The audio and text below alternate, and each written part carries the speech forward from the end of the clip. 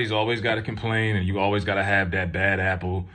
And you had Lunel complaining over the weekend that she thought it was misogynistic. It wasn't enough female comics on the bill. Now, to my knowledge, this was more of a comedy show with a few hip hop artists put in between sets. So you'd have like three comedians do their sets, then you'd have like Master P come out, all right, and Cam come out, or this artist, that artist. Somebody's got to complain about something. So now you got Hurricane Chris right here, the screwed up coke mouth, hasn't put out a hit probably in like 15 years. You know, he had the Halle Berry joint. He had the Hey Baby, this cat. Now he's from Streetport. He apparently is pissed off because he wasn't invited. And it's like, bruh, to be honest, you've made no noise in a long time. They probably just forgot about you. I think this cat was working at a restaurant or something. He had a case not too long ago. Don't look like he in the best place.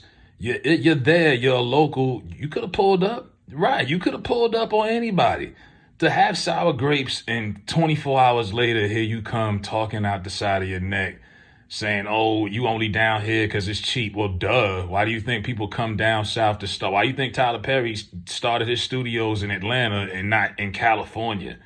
It's cheaper to do something in Georgia, right? It's like Disney. You know the story about Walt Disney. Disney came to Orlando. The property value was dirt cheap. They drained all the water out and they built Disney World.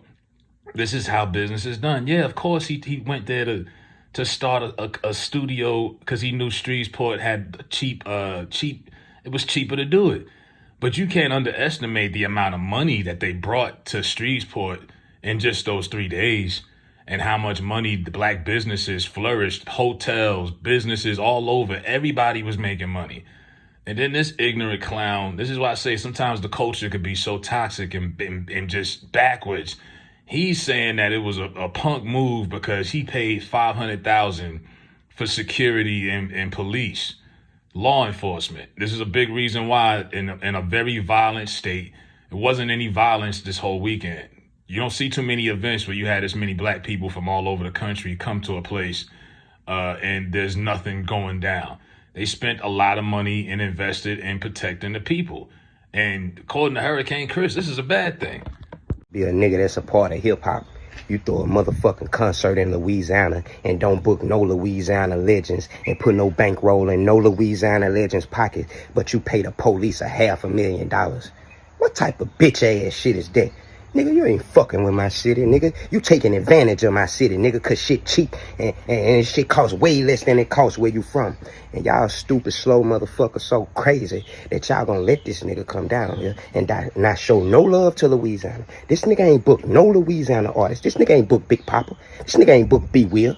This nigga ain't booked Hurricane. This nigga didn't even go to Baton Rouge and get no boosies or no weddies. Like, nigga didn't fuck with us. Nigga came to take advantage of us. Shreveport had cheap ass land. He came and bought that shit, and a nigga don't give a fuck about fucking with us. And he just showed you that by paying the police $500,000 when we got young niggas out here starving, when we got young niggas out here killing each other. That fucking money could have went to anything to help the motherfucking youth. We don't need more money invested into the police, nigga. We need more motherfucking money invested into the community. We need motherfuckers who know the community, who know the people, who willing to put their motherfucking feet on the ground to make a difference with their influence. Fuck your money, nigga. We don't care nothing about it, nigga. You think these white people ain't been having no motherfucking money in Louisiana, nigga? They using you to come through this motherfucker and to pay the city up. Nigga, they finna use you to rebuild the roads. They not finna use you to help the youth, nigga. Louisiana give a fuck about jail. How the fuck?